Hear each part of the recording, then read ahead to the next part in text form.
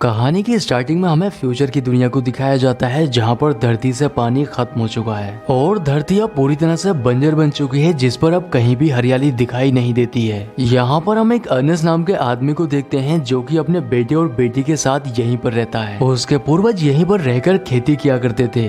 वो भी अपने पिता के साथ मिलकर खेती किया करता था, लेकिन पानी की कमी की वजह से ये पूरा इलाका सूख चुका है। लेकिन उसके बच्चों को पता ही नहीं है कि आखिर हरियाली कैसी होती है। अब पानी की कमी की वजह से जितने भी लोग यहाँ पर रहते थे वो पलायन करके यहाँ से जा चुके हैं। लेकिन अर्नेस्ट को आज भी यकीन होता है कि वो इस जमीन पर फिर से खेती कर सकता है, इसलिए वो एक आदमी से मिलने के लिए जाता है जो कि जमीन से पीने का पानी निकालने का काम करता है। वो उस आदमी के पास जाकर उससे इतना पानी मांगता है जिससे वो खेती कर सके, लेकिन वो आदमी उसको बताता है कि इतने पानी का अरेंजमेंट नहीं हो सकता है और अगर तुम्हें इतना पानी चाहिए तो इसके लिए तुम्हें बहुत ज्यादा कीमत चुकानी पड़ेगी। पर अर्नेस्ट के पास इतने पैसे नहीं होते हैं जिससे वो इतनी ज्यादा कीमत में पानी खरीद सके। अब अर्नेस्ट निराश होकर अपने बेटे के साथ अपने खच्चर को लेकर वापस घर आने लगता है, लेकिन रास्ते में उसके खच्चर की टांग टूट जाती है जिससे अब वो चल नहीं सकता है और इसलिए अर्नेस्ट को मजबूरी में अब उसे मारना पड़ता है। वो जब घर आता है तब वो देखता है कि उसकी बेटी रेत से बर्तन मांज रही होती है, क्योंकि पानी की कमी की वजह से इन्हें रेत से ही बर्तन मांजने पड़ते हैं। अब क्योंकि अर्नेस्ट का खच्चर मर चुका था इसलिए उसे एक नए खच्चर की जरूरत थी और इसलिए वो अपने बेटे के साथ एक ऐसी जगह पर जाता है जहां पर रोबोटिक खच्चर मिलते हैं। यहाँ पर एक रोबोटिक खच्चर की बोली लग रही होती है, इसलिए अर्नेस्ट उसे किसी भी कीमत पर खरीदना चाहता है। क्योंकि रोबोटिक एनिमल को खाने पीने की जरूरत नहीं होती है, इसलिए वो उसे हाईएस्ट बोली लगाकर खरीद लेता है। लेकिन एक फ्लेम नाम के आदमी को इस बात से बहुत गुस्सा आता है क्योंकि वो उस रोबोटिक एनिमल को खरीदना चाहता था। अब अर्नेस्ट अपने बेटे को लेकर उस रोबोटिक एनिमल के साथ एक हॉस्पिटल में पहुंचता है।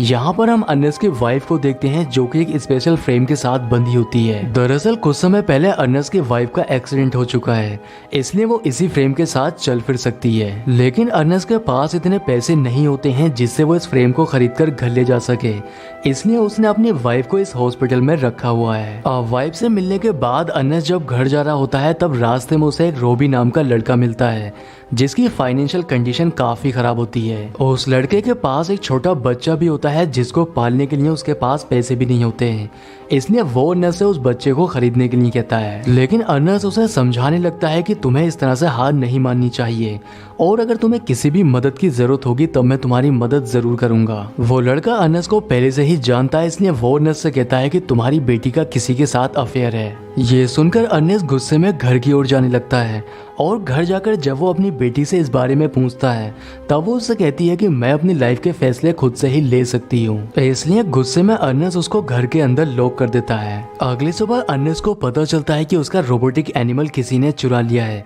इसलिए उसका सबसे पहला शक फ्लेम के ऊपर जाता है क्योंकि वो भी उस रोबोटिक एनिमल को खरीदना चाहता था। अब जब वो उसे ढूंढने के लिए जाता है तब जमीन से पीने का पानी निकालने वाले लोग उसके ऊपर हमला कर देते हैं जिससे वो बेहोश हो जाता है। अब अर्नेस्ट को जब होश आता है तब वो उन्हीं आदमियों के बीच होता है और वो आदमी उस पर पानी चोरी करने का इल्जाम लगाते हैं क्योंकि उनके आदमियों ने अर्नेस्ट को अपने रोबोटिक एनिमल के साथ पानी चुराते हुए देखा होता है। अब वो आदमी अर्नेस्ट को मारने लगते हैं, लेकिन तभी अर्नेस्ट के हाथ एक गन लग जाती है और वो उनके ऊपर गन पॉइंट कर लेता है और इसी का फायदा उठाकर वो यहाँ से भाग जाता है। अब यहाँ से भागने के बाद अर्नेस्ट फ्लेम को ढूंढने के लिए निकल जाता है और उसे यकीन था कि फ्लेम ने ही उसका रोबोटिक एनिमल चुराकर इन लोगों का पानी भी चुराया है। अब वो उसको ढूंढता हुआ उसके पास तक पहुंच जाता है और उसके ऊपर गन पॉइंट कर लेता है। वो देखता है कि उसका रोबोटिक एनिमल उसी के पास है और उसके ऊपर बहुत सारा पानी भी लोड हो रखा है। अब अर्नेस्ट फ्लेम के ऊपर गन पॉइंट करके उससे उन आदमियों के पास जाकर उनका पानी वापस करने के लिए कहता है, लेकिन फ्लेम उससे कहता है कि वो इस पानी को बॉर्डर के दूसरी ओर बेचने वाला है जिससे उसे बहुत ज्यादा पैसे मिलने वाले हैं। इसलिए वो अर्नेस्ट से कहता है कि अगर तुम चाहो तो मेरे पार्टनर बन सकते हो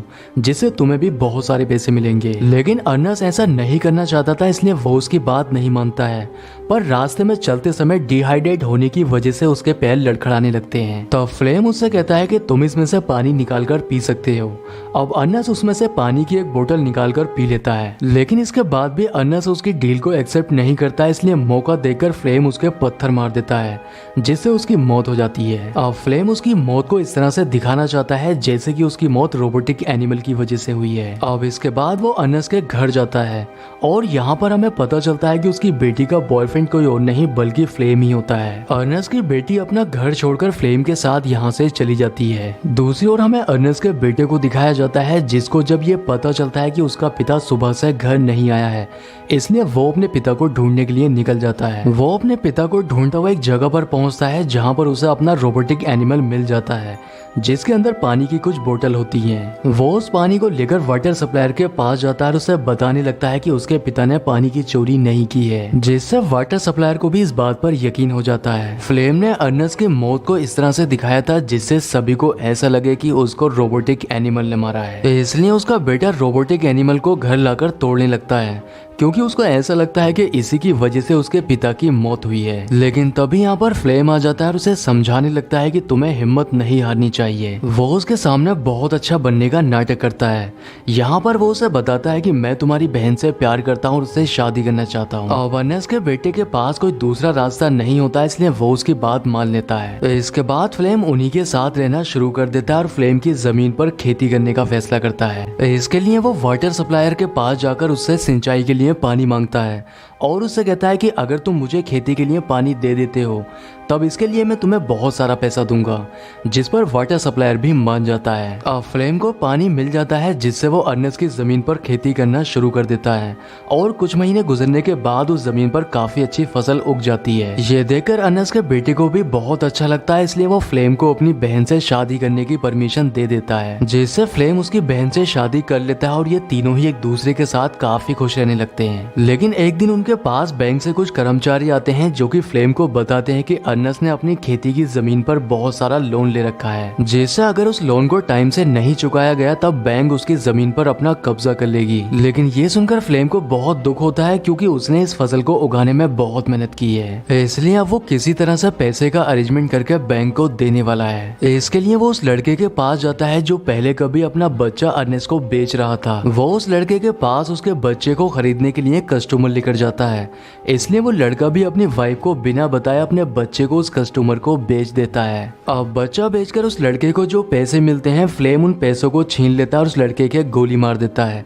इसके साथ ही एक गोली रोबोटिक एनिमल के भी लग जाती है, जिससे उसके सॉफ्टवेयर पे कुछ खराबी आ जाती है और फ्लेम उन पैसों को लेकर यहाँ से भाग जाता है। अब फ्लेम उन पैसों से बैंक का सारा लोन चुका देता है, जिससे उनकी लाइफ पहले की तरह नॉर्मल हो जाती है। लेकिन अर्नेस्ट के बेटे को शक होता है कि उसने बैंक का लोन चुकाने के लिए उसके रोबोटिक एनिमल को बेच दिया है, इसलिए जब वो उससे रोबोटिक एनिमल के बारे में पूछता है तब वो उसके ऊपर गुस्सा करने लगता है और उससे कहता है कि मैं उसके बारे में कुछ नहीं जानता हूँ कि आखिर वो कहाँ पर है। दूसरी ओर हमें रोबोटिक एनिमल को दिखाया जाता है जिसके सॉफ्टवेयर में खराबी आ चुकी थी, इसलिए वो खुद से ही अपने मैन्युफैक्चरर के पास जाने लगता है जिससे वो उसे रिपेयर कर सके। अर्नेस्ट का बेटा फ्लेम से कहता है कि कल वो अपनी माँ से मिलने के लिए हॉस्पिटल जाएगा, लेकिन वो अपनी माँ से मिलने के बहाने अपने रोबोटिक एनिमल को ढूंढता हुआ उसी रोबोटिक कंपनी में पहुंच जाता है। यहाँ पर कंपनी का ओनर उसे बताता है कि तुम्हारे रोबोटिक एनिमल में कुछ खराबी आ गई थी जो कि हमने फिक्स कर दी है, इसलिए अब तुम उसे लेकर यहाँ से जा सकते हो। पर जाने से पहले वो उसके रोबोटिक एनिमल के एक खास फंक्शन के बारे में बताता है।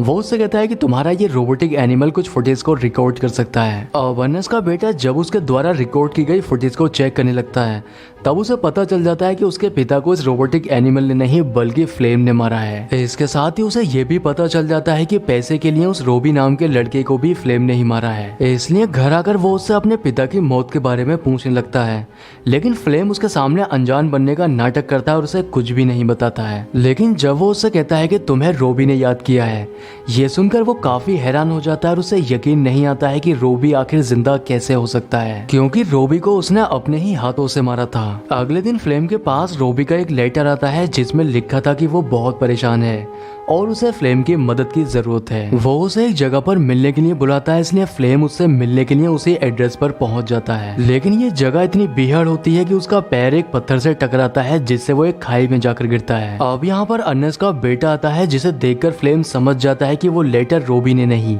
बल्कि अर्नेस्ट के बेटे ने लिखा था और उसकी आंखों में देखकर उसे ये भी पता चल जाता है कि उसे अपने पिता की मौत की सच्चाई पता चल चुकी है। इसलिए वो उसे समझाने की कोशिश करता है, लेकिन अर्नेस्ट का बेटा उसको उसी तरह से मारता है जिस तरह से उसने अर्नेस्ट को मारा होता है। अब इसके बाद वो अपने रोबोटिक एनिमल को अपने साथ लेकर घर आ जाता है। घर घर आकर वो अपनी बहन को इस बारे में कुछ भी नहीं बताता है क्योंकि वो प्रेग्नेंट होती है। अब इसी तरह से काफी समय गुजर जाता है, इसलिए उसकी बहन भी ये समझ चुकी थी कि फ्लेम उसको छोड़कर जा चुका है और इसी सीन के साथ मूवी का एंड हो जाता है।